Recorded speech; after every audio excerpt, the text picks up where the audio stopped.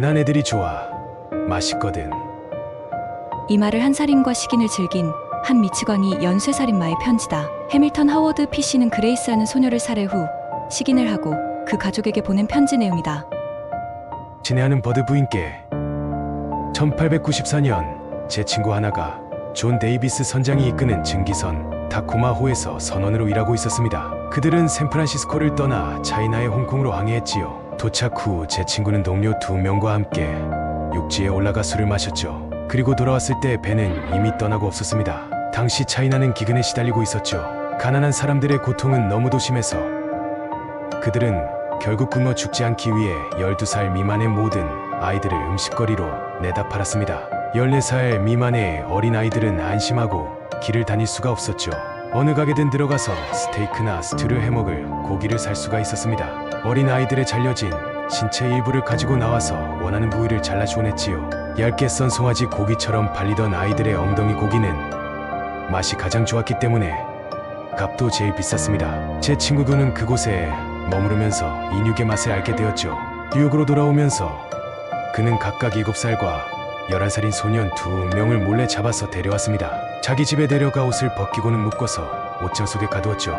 그리고 아이들의 소지품을 모두 태웠습니다. 친구는 날마다 밤낮을 가리지 않고 몇 차례씩 아이들을 때리고 고문했습니다.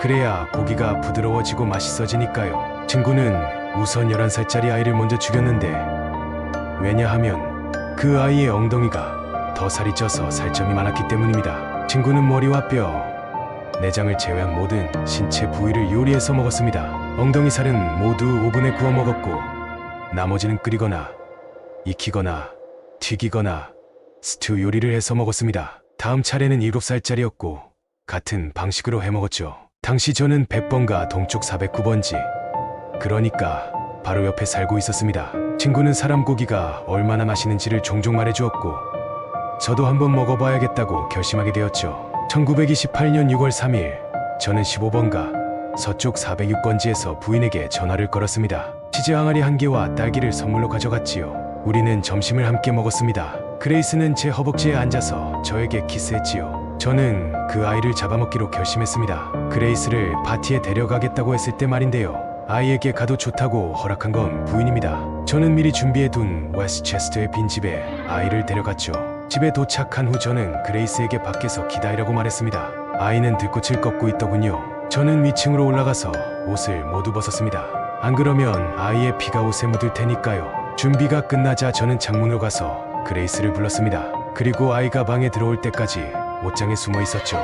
그레이스는 저의 벗은 몸을 보자마자 울음을 터뜨리더니 계단 쪽으로 달려가 도망치려 하더군요. 제가 잡아 끌자 엄마에게 이르겠다고 말했죠.